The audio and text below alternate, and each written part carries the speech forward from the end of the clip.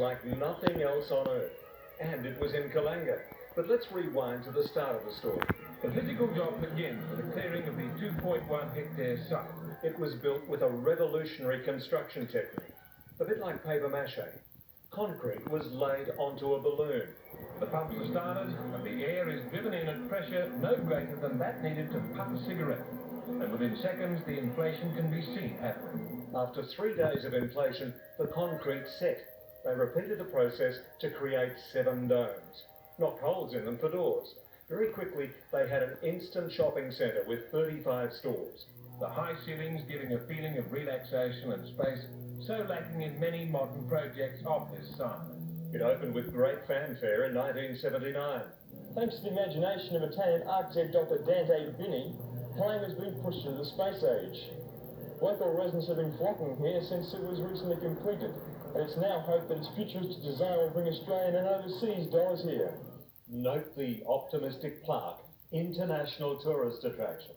If you have to tell people that it's an international tourist, it probably isn't. It probably isn't. It's hoped the shopping centre will become a magnet for tourists. Luxury accommodation is not more than a stone's throw away at the nearby Kalanga Hotel Motel. Sadly, the tourists didn't come. Even the locals gave up. Empty car parks, neglected gardens, grubby paintwork. A far cry from the highly promising opening in April 1979. Space City had lots of empty space. But undeniably, the death knell was sounded for Space City when large, ultra-modern centres sprang up like mushrooms in close proximity. The few remaining businesses are winding down for the December 31st closure. During the next 5 years, the derelict buildings became a haven for drug addicts and delinquents.